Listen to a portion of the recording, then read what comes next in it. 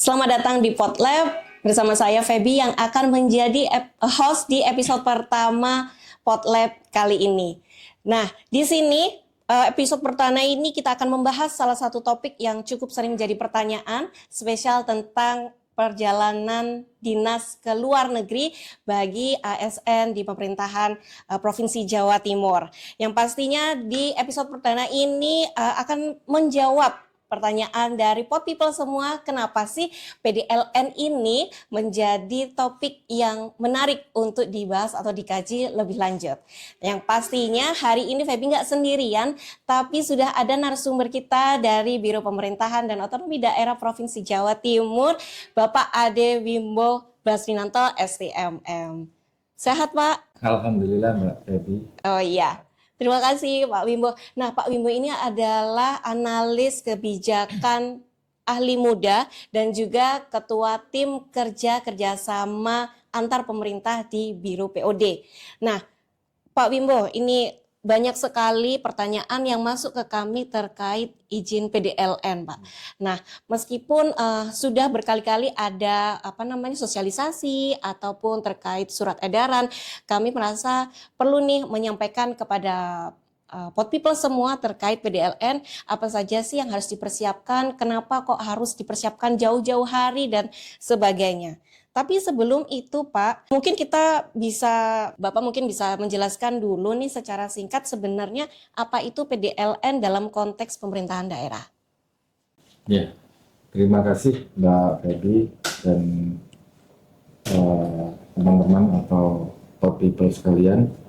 Jadi perjalanan dinas luar negeri atau yang akrab kita sebut dengan PDLN itu adalah perjalanan dinas yang dilakukan oleh kepala daerah, wakil kepala daerah, ketua DPRD, wakil ketua DPRD, anggota DPRD, maupun ASN di lingkungan pemerintah Provinsi Jawa Timur yang berkeinginan atau ingin melakukan perjalanan ke luar negeri. Itu yang dalam rangkanya juga banyak, Mbak Feby. Jadi ada dalam rangkanya itu ada penjajakan, lalu ada tindak lanjut kerjasama dengan pihak luar negeri, melakukan promosi dan pameran potensi daerah, kunjungan persahabatan, pendidikan dan pelatihan, studi banding, seminar penandatanganan naskah kerjasama, dan yang terakhir mungkin menjadi narasumber. Gitu ya, Pak ya. Jadi memang banyak sekali ya Pak Wimbo ya terkait keperluan kenapa sampai harus ada perjalanan dinas ke luar negeri. Nah, izinnya ini memang perlu dipersiapkan. Baik Pak, kita move ke pertanyaan pertama gitu ya. Nah, Bapak tadi sudah menyebutkan siapa saja nih yang bisa untuk perjalanan dinas ke luar negeri. Ada kepala daerah, wakil kepala daerah, pimpinan gitu ya.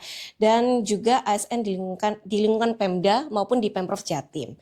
Nah, ini ada teknisnya nggak Pak? Kira-kira mungkin berapa orang yang harus berangkat? Mungkin apakah ada batasannya seperti itu?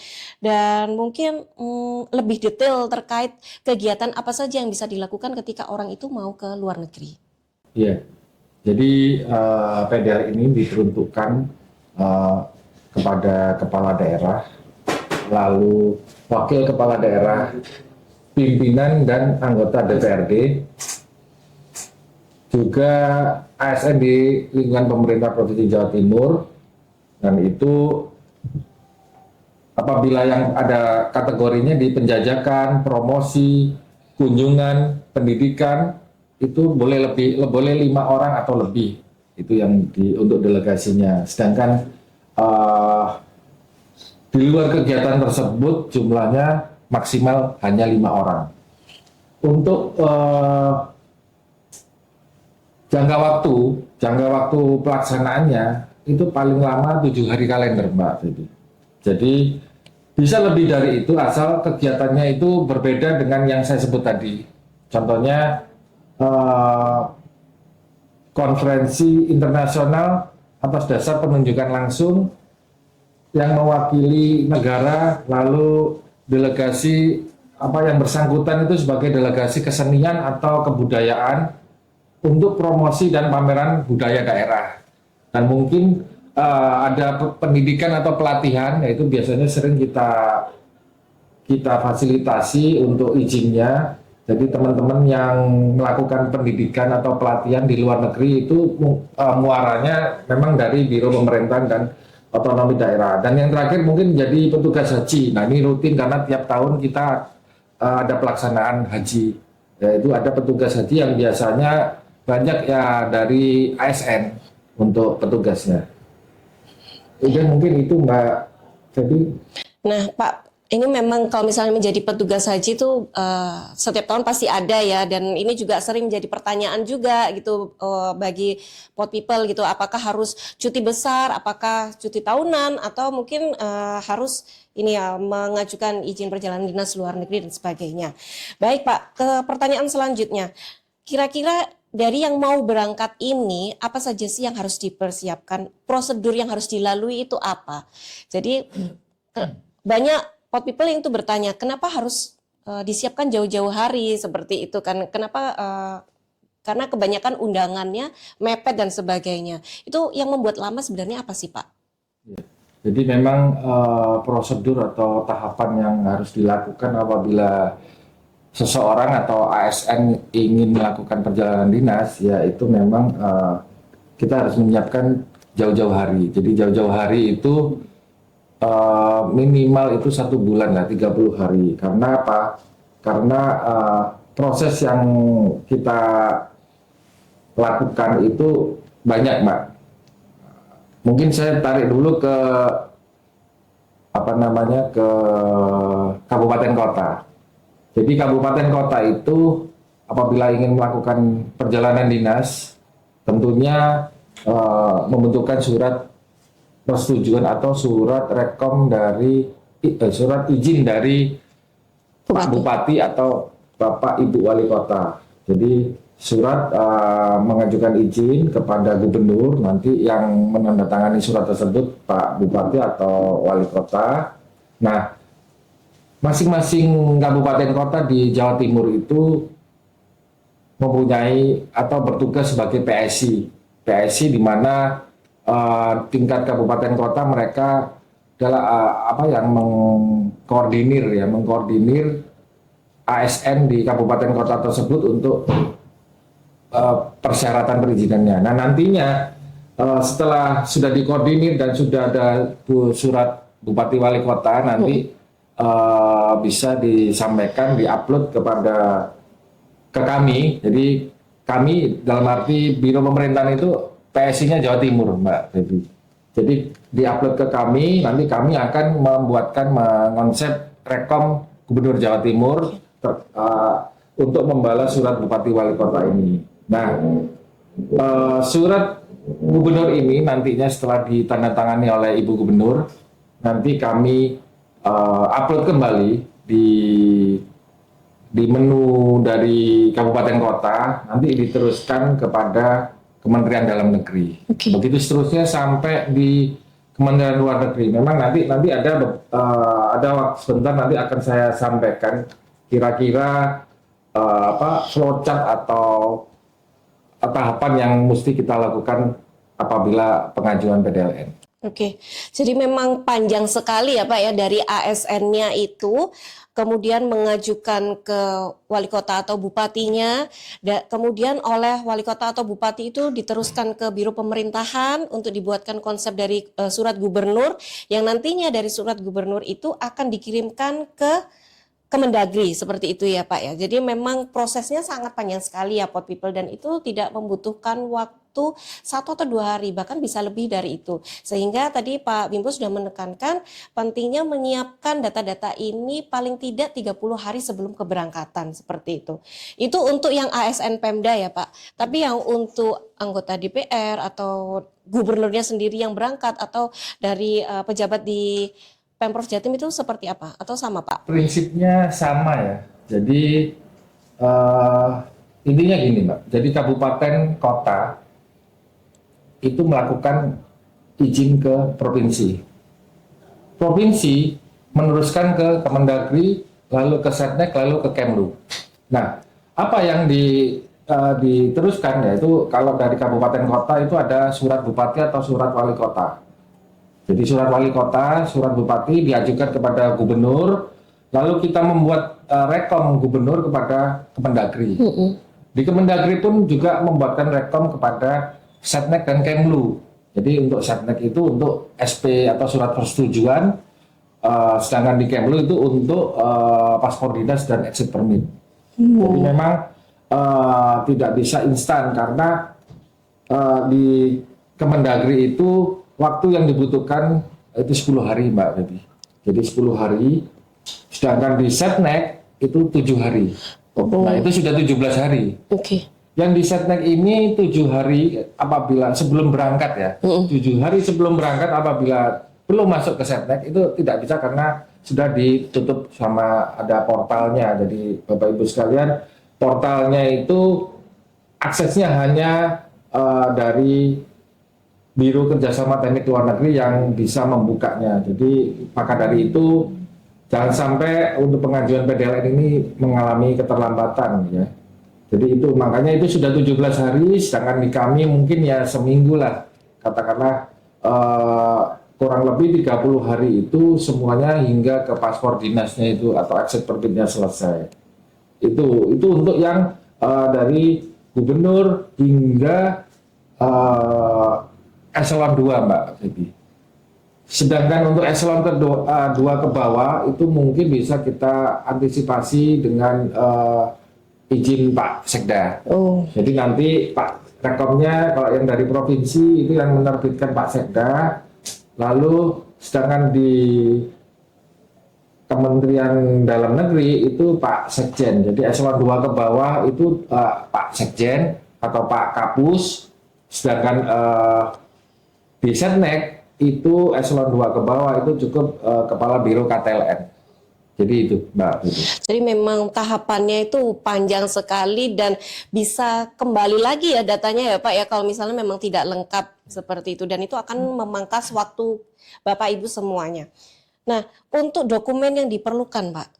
Ya, jadi bicara persyaratan PDLN ya, itu memang yang selama ini yang banyak yang teman-teman mungkin sedikit menyepelekan ya Mbak ya. Jadi PDLN itu gampang-gampang sulit ya Bapak Ibu sekalian. Jadi memang benar-benar apalagi pemerintah pusat saat ini sedang giat-giatnya untuk efisiensi. Nah, maka dari itu untuk persyaratan ini mungkin yang paling utama itu surat undangan. Surat undangan itu tidak hanya mengundang saja tapi menyebut nama. Nah, menyebut nama. Lalu ada kerangka acuan kerja. Jadi kira-kira kegiatan yang ingin dilakukan itu apa maksud, latar belakang, maksud, tujuan, lalu berapa orang, tanggal, terus kesimpulan sampai penutup itu ada di kerangka acuan kerja. Nah, selanjutnya mungkin surat keterangan pendanaan. Dalam hal ini apabila menggunakan APBD itu keterangan pendanaannya itu dengan DPA. Jadi dokumen pelaksanaan anggaran. Sedangkan untuk pendanaan dari sponsor atau biaya pribadi itu mungkin yang bersangkutan membuat surat pernyataan yang dibubuhi dengan materai itu bisa ditandatangani, dilampirkan dengan biasanya undangan sponsorship itu pada halaman terlampirnya itu ada menerangkan apa saja sih yang dibiayai oleh sponsor itu biasanya ada lah itu dilampiri beserta data-data yang lain gitu ya. Bukan, beserta surat pernyataan tadi yang ditandatangani di atas materai itu. Nah, itu untuk untuk sponsor. Sedangkan biaya pribadi mungkin ya hanya surat pernyataan itu aja yang ditandatangani dengan materai. Lalu jadwal ini mungkin yang teman-teman atau Bapak Ibu yang belum paham ya. Jadwal ini untuk di Kementerian Dalam Negeri mungkin rekom itu beserta perjalanan pergi pulang itu di-include-kan. Tetapi kalau di Setnek itu tidak, Bapak Ibu sekalian. Jadi di Setnek itu surat persetujuan turun itu yang muncul hanya tanggal yang berkegiatan. Sedangkan untuk perjalanan PP itu tidak masuk dalam persetujuan. Jadi memang Kementerian Sekretariat Negara itu mengeluarkan surat persetujuan yang hanya pada saat tanggal kegiatannya saja. Nah, selanjutnya masih ada Mbak. Jadi ada rincian biaya. Rincian biaya ini tentunya apabila menggunakan sponsor atau biaya pribadi mungkin bisa dinolkan saja Bapak Ibu sekalian. Tetapi tetap kita membuatkan rincian biaya tersebut. Sedangkan untuk yang biaya APBD mungkin bisa rincian biayanya ya terkait uang harian, terkait pesawat. Jadi mungkin itu nanti nilainya bisa dilihat di peraturan Menteri Keuangan. Nah, selanjutnya ada data personil. Data personil ini yang peserta atau delegasi yang melakukan PDLN itu membuat satu-satu data personil ini dengan seperti KTP, lalu ada nomor telepon serta nomor email. Nah, itu di setiap delegasi atau peserta wajib menyusun data personil. Lalu keterangan keabsahan dokumen dari unit kerja. Nah, kalau dari di lingkungan pemerintah provinsi, dalam hal ini kami selaku biro pemerintahan PSI-nya, nah mungkin nanti kepala biro yang mengeluarkan surat keabsahan dokumen tersebut. Sedangkan untuk di kabupaten kota mungkin bisa kepala bagian kerjasama atau kepala bagian pemerintahan masing-masing. Yang di PSI-nya ada di kabupaten kota. Nah, dan selanjutnya itu ada surat keterangan urgensi, Mbak.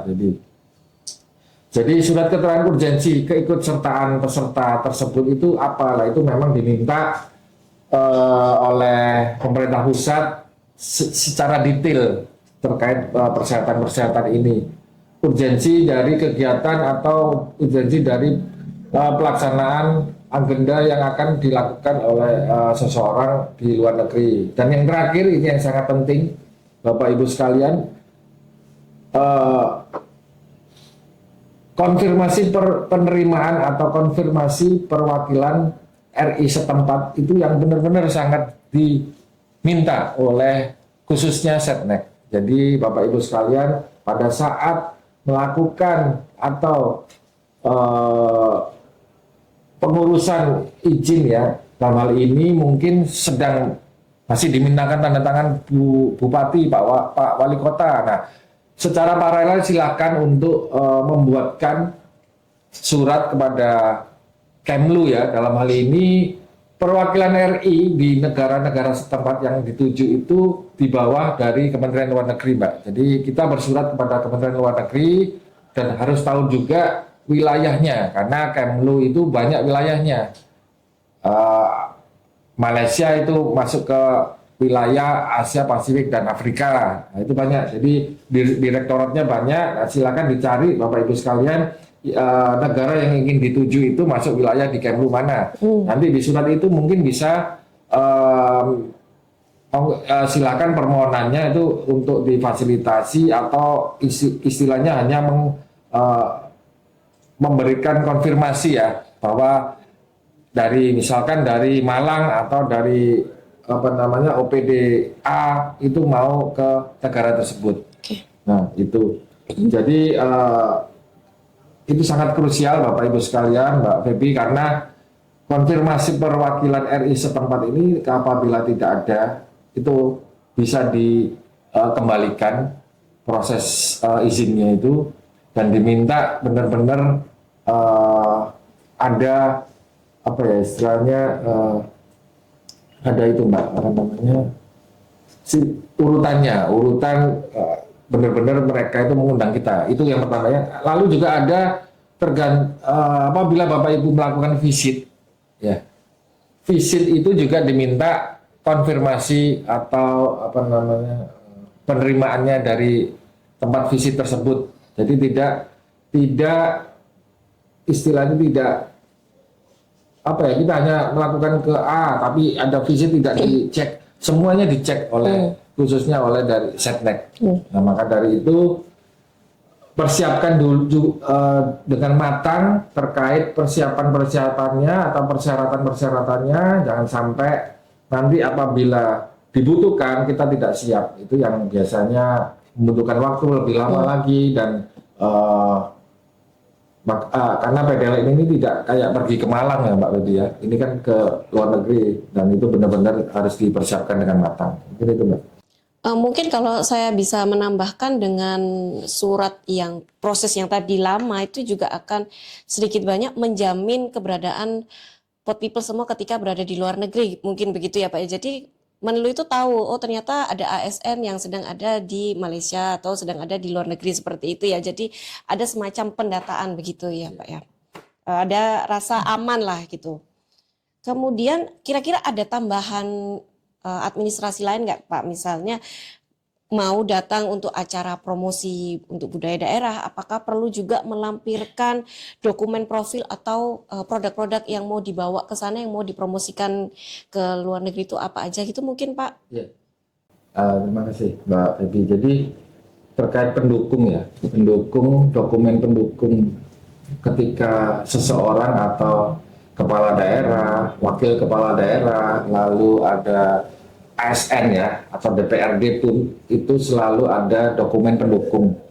Contohnya apabila kita akan melakukan penjajakan ya dengan mitra di luar negeri, itu yang dibutuhkan untuk dokumen lampiran dari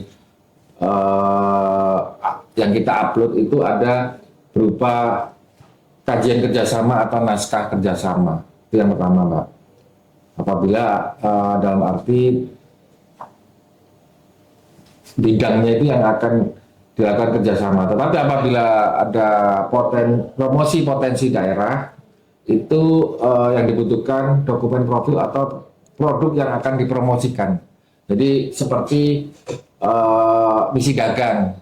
Nah, misi dagang ini biasanya yang di dokumen pendukung yang dilampirkan itu adalah dokumen promosi potensi daerah. Contohnya brosur atau paparan atau flyer dan lain-lain sebagainya. Selanjutnya yang ketiga itu ada kunjungan persahabatan. Kunjungan persahabatan ini yang dibutuhkan adalah konfirmasi dari perwakilan Republik Indonesia di negara tujuan. Nah ini yang sudah saya sampaikan tadi, ini tidak hanya dari KBRI atau KJRI setempat, tetapi dari pihak mitra itu juga mengeluarkan surat penerimaan, maksudnya seperti itu. Nah selanjutnya itu ada pendidikan dan pelatihan. Nah pendidikan dan pelatihan ini dalam hal ini kan kursus ya, kursus singkat biasanya seperti itu. Nah itu yang dibutuhkan dokumen pendukungnya itu ada di surat pengembangan SDM, yaitu surat keterangan pengembangan SDM dari pihak pengundang. Sedangkan ada selanjutnya itu ada studi banding, itu surat keterangan urgensi pelaksanaan studi banding. Nah itu memang tidak hanya sekedar mengisi atau membuat surat urgensi ataupun surat pengembangan SDM ini, tapi isi dari surat-surat tersebut itu harus benar-benar yang meyakinkan pusat. Jadi dalam hal ini karena saya pun atau kita dari provinsi itu juga melakukan izinnya sampai ke pusat. Jadi benar-benar pusat yang memfilter semuanya. Lalu selanjutnya itu ada seminar. Nah seminar ini yang dibutuhkan juga sama dengan studi banding, yaitu surat keterangan urgensi. Tentunya yang benar-benar spesifik terkait seminar tersebut. Jadi kesesuaian tugas dan fungsi dari peserta seminar. Lalu ada konferensi, itu surat undangan dari kementerian atau lembaga. Lalu pertemuan internasional ini juga surat undangan. Selanjutnya penandatangan kerjasama, itu mungkin bisa dengan letter of intent karena kerjasama atau penandatangan MOU itu sebelumnya kan ada LOI. Nah itu bisa dilampirkan. Yang terakhir itu Mbak Feby ada sebagai narasumber. Nah ini narasumber ini surat keterangan bahwa biaya ditanggung oleh pihak pengundang. Jadi biaya terkait sponsorship ini harus tertulis pada surat undangan. Mungkin itu ya, Mbak Bibi. Oke, jadi banyak sekali apa kalau misalnya bisa sum up sedikit mungkin ada CV dari yang bersangkutan ya tiap delegasi ada surat undangan gitu ya itu yang paling penting gitu bahwa memang ada nih kegiatan kita nggak membuat apa ya nggak bikin fake gitu ya Pak ya memang beneran mau ke perjalanan luar negeri karena ada satu urgensi yang penting banget gitu. Kemudian juga ada kerangka acuan kerja dan surat keterangan pendanaan, ada jadwal, ada rincian biaya, kemudian ada surat keterangan keabsahan dokumen dari unit kerja, keterangan urgensi keikutsertaan peserta, kemudian ada lampiran begitu ya Pak ya tergantung dengan tujuannya itu apa. Kemudian ada lagi nih banyak sekali ya Pak yang memang harus dipersiapkan betul. Jadi mungkin bagi pot people semua kalau misalnya kelewatan gitu ya, nanti akan kami siapkan materinya atau mungkin nanti di layar ini akan disediakan oleh pot lab. Oke. Kemudian ada dokumen lainnya nggak Pak? Iya. Setelah itu. Dokumen administratif lainnya itu mungkin ya setelah kita upload ya, contohnya ke Siola. Nah, feedbacknya kita mendapatkan surat rekomendasi kepada Setnek 1, yang kedua kepada Kementerian Luar Negeri. Nah, surat kepada Setnek itu tentunya kembali kepada kami selaku PSI di Jawa Timur. Jadi surat itu tersebut kembali kepada kami. Nah, dari surat tersebut kami draft kembali untuk masuk ke aplikasi selanjutnya yaitu aplikasi Simple.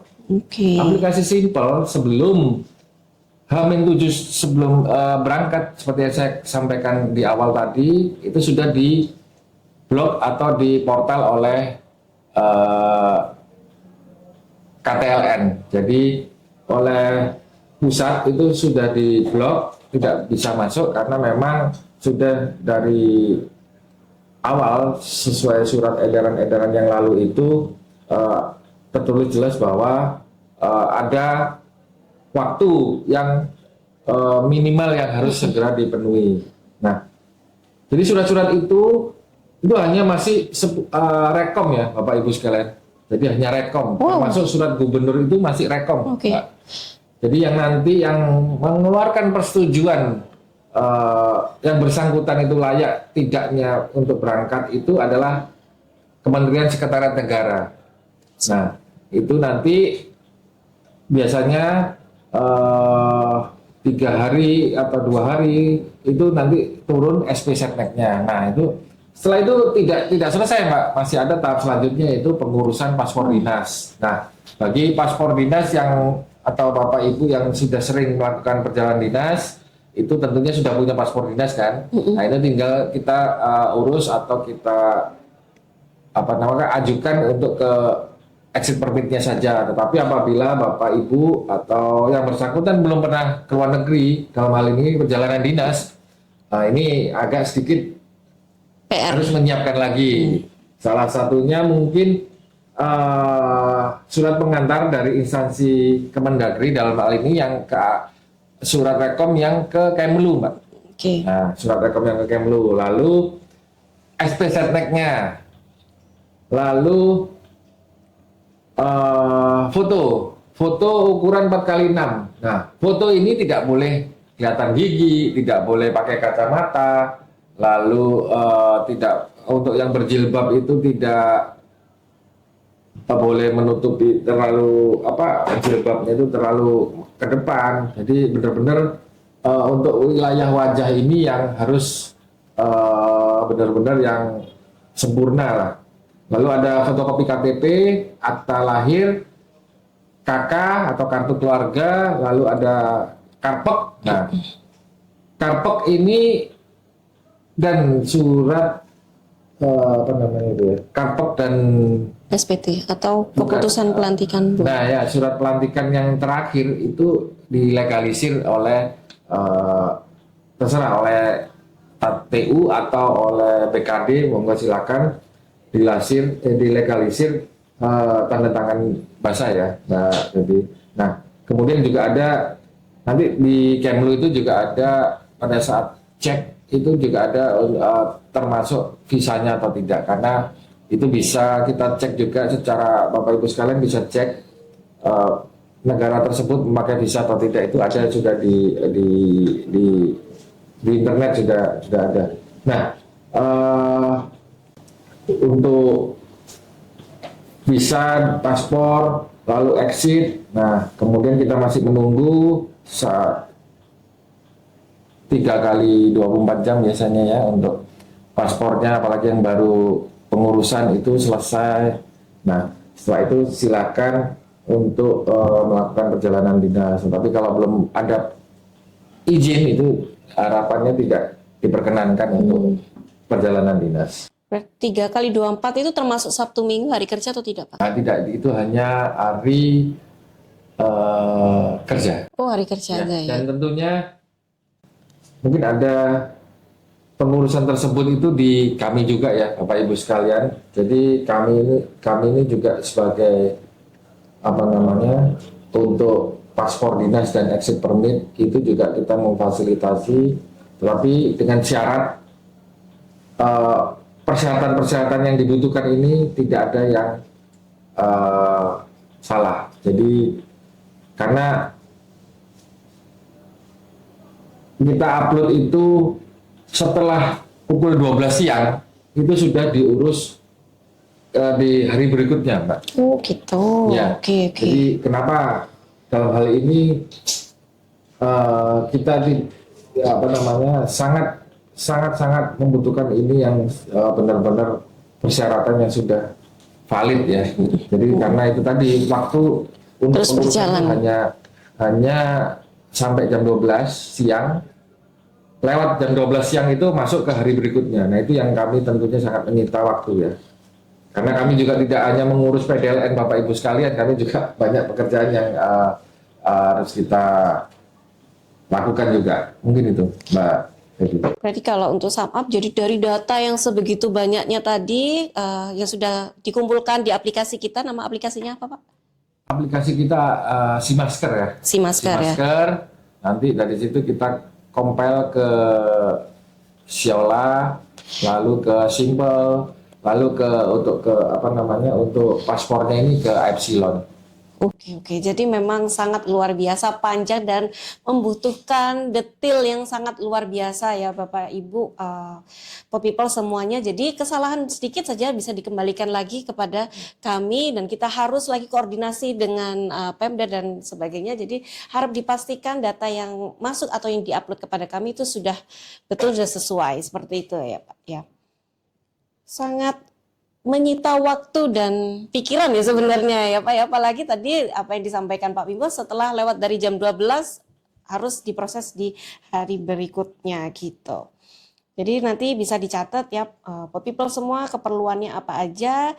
Nah kira-kira yang membuat Pak Wimbo sedikit gemes ini Pak, nah kendala yang sering muncul itu apa Pak? Iya, jadi kalau saya nggak terlalu gemes Mbak ya, jadi mungkin agak sedikit kesel lah. Jadi yang bersangkutan itu mungkin ya yang seperti yang awal saya bilang tadi ya, kayak menyepelekan, padahal ini tidak perjalanan dinas ke Malang, ke Batu atau ke mana ya, Gresik, nah ini ke luar negeri. Jadi ayolah direncanakan yang matang supaya waktu atau data-data yang di administratifnya itu lengkap atau tidak lengkap bisa segera dilengkapi. Kenapa? Minimal itu 30 hari kerja dan itu juga sudah sesuai dengan surat edaran Gubernur Jawa Timur tentang tertib administrasi dan standar operasional pengajuan permohonan izin perjalanan dinas luar negeri yang pada tahun 2024 kemarin sudah kita edarkan ya Bapak Ibu sekalian. Nah itu sangat detail di situ. Itu sementara sampai saat ini masih tertib administrasinya sesuai dengan surat edaran gubernur tersebut. Wow, luar biasa sekali ya Pot People ya. Dari memang PDLN itu bukan hanya perjalanan dinas ke luar negeri atau pikiran orang-orang jalan-jalan itu bukan ya Bapak Ibu Pot People semuanya, tapi memang harus mengikuti prosedur dan peraturan yang berlaku. Nah, tadi sudah kita dengarkan bersama betapa detailnya apa saja teknis yang harus dipersiapkan dan sebagainya. Nah, Pot People semuanya untuk detailnya tadi Bapak Ibu semua dapat membaca surat edaran Gubernur Jawa Timur nomor 000.1.3/17832/011/2024 tentang tertib administrasi dan standar operasional pengajuan permohonan izin perjalanan dinas luar negeri. Nanti akan kami stage gitu ya di kolom komentar. Nah, mungkin itu sih Pak Wimbo yang bikin apa ya, mungkin sedikit menjawab dari pertanyaan Pot People semuanya terkait dengan PDLN. Semoga apa yang disampaikan oleh Pak Wimbo hari ini dapat menambah wawasan maupun insight bagi Pot People semuanya. Nah, apabila ada pertanyaan silakan ketik di kolom komentar dan jangan lupa follow maupun subscribe. Terima kasih kepada Pak Wimbo atas insight yang luar biasa hari ini. Semoga menjawab. Kemudian apa lagi ya? Terima kasih juga untuk seluruh Pot People yang sudah menyaksikan episode perdana di Potlab gitu ya. Semoga pembahasan hari ini bisa memberikan manfaat yang sangat luar biasa dan menambah pemahaman kita khususnya bagi ASN di pemerintah Provinsi Jawa Timur. Jangan lupa untuk terus mengikuti episode-episode berikutnya karena di Potlab kita akan membahas berbagai topik seputar pemerintahan, otonomi daerah dan kerjasama antar pemerintah daerah di Indonesia maupun di luar negeri. Thank you for watching. Saya Feby pamit undur diri dan see you on the next episode.